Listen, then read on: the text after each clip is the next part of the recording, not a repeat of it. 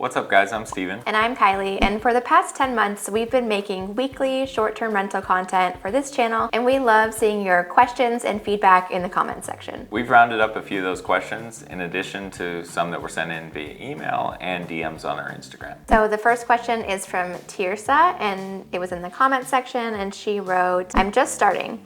I would like to know if I need to make my primary closet available to guests. It's huge and I hate to empty it if I don't have to, but they may want a place to hang items. The quick answer is yes, you can lock off a closet, especially if you're hosting short-term stays. If you're doing monthly rentals, for example, I'd advise against locking off the only closet in the primary bedroom. If you do lock the closet off, we would buy a sturdy garment rack, something that blends in nicely with your decor. And then we'd also recommend supplying luggage racks and a bunch of hangers for that garment rack. In our duplex property in San Diego, the bedrooms are so small that there's not even room for a closet. There also wasn't much room for a standalone garment rack without, kind of making the room feel really cramped and small. So we got a little bit creative and we made these sort of industrial ceiling mounted racks and gave the guests plenty of hangers, and now everyone has a place to hang their clothes. If you do decide to lock off that closet, we'll link our favorite electronic door handle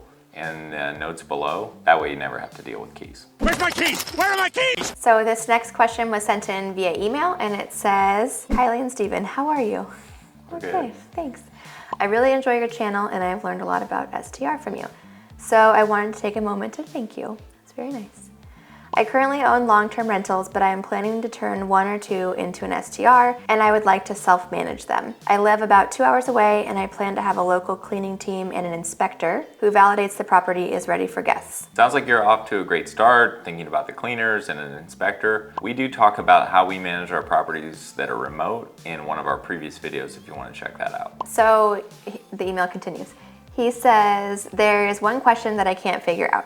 How do I efficiently handle trash pickup? For example, one of my properties, they pick up regular trash on Tuesdays and Fridays, recycle trash on Fridays only. Therefore, I need someone to put the trash in front of the house Monday night, Thursday night. I also need someone to collect the empty trash cans on Tuesday and Friday. Yeah, that's a lot. So he's asking what the most efficient way to handle the trash service would be. It's a great question, and there's a few different options that you can explore. The first and easiest way is to see if your city trash collection service offers a walk-up or a concierge option. We're able to do that in about half of the markets that we operate in. Yeah, some people don't even know this exists, but where it is an option, we pay, I think on average, about $8 a month per can for the trash collector to come up to the house, get the cans, they empty them, they bring them back to the house. This is our favorite option because nobody has to think about it and the trash company just handles everything. If your trash company doesn't do it, it's possible that there's a third party operating in your area that does a similar service. These fees tend to be significantly higher than the city walk-up services. We use a company called Can Monkey in Scottsdale, and I think we're paying like $40 or $45 a month.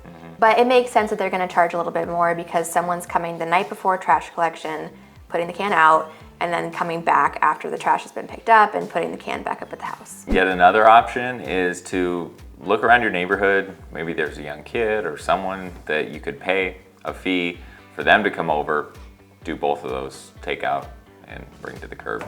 Yeah, it's a great option for a reliable teenager. One last option is maybe your cleaner lives nearby. They might do it for a reasonable fee, or your inspector. We don't like to rely on guests bringing cans out to the street. I know that there are hosts who do it and have no issues, but we're always going to do everything we can to avoid burdening the guests with extra chores while they're on vacation. All right, so the next question was from Lexi, and she asks, are you guys still accepting new clients? Yes and no.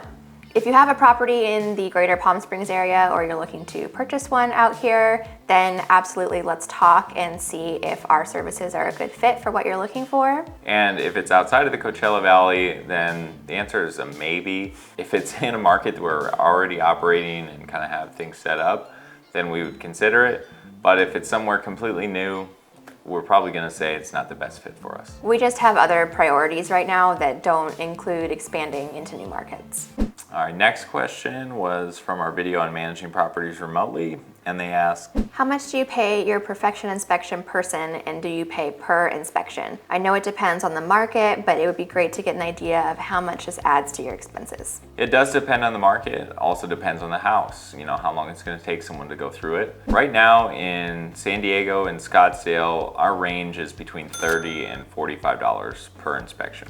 In the Palm Springs area, we have an assistant property manager who we hired at the end of last year, and he does the majority of our perfection inspections, along with some administrative tasks and some other project-based jobs, and he is paid on an hourly basis. All right, next question was on our supply stocking video, and they asked, what about wall-mounted dispenser for the shampoo, body wash, and conditioner? I'd be afraid that guests would actually take the bottles you leave out as a courtesy. We've never had anyone steal the shampoo bottles. Guess it's possible, but they're like 20 ounces, they're pretty big. It's not like tiny ones. Shampoos and conditioners. Oh, yes. We've had some caps on those refillable bottles break. People drop them and that happens. So we always keep like a stock of extra pump caps. But yeah, to answer your question, those wall-mounted ones are fine as long as they're mounted securely and you don't mind drilling holes into your bathroom tile. All right, last question for today. What's the best TV and TV remote to use that is the most simple to use and have a backup remote in case one disappears? Ideally, the replacement remote works instantly with no setup. We always prefer to get TVs that have a built-in Roku interface, and with these, the remotes are interchangeable from room to room. Yeah, these brands are usually TCL or Hisense, and if you need to replace a remote, it's just pop in the batteries and go. We'll leave a link in the show notes to our list of must-have smart home equipment, which includes a couple of different TV options with this Roku interface, so you can check that out if you want. Thanks again for watching and for sending in your comments and questions. If you've got more, just leave them in the comments here. And if you're looking for a more personalized Q&A session, we've just released a few more slots for our one-on-one consulting, and you can check that out with our Calendly link also in the description below. Thanks for watching, and we'll see you in the next video.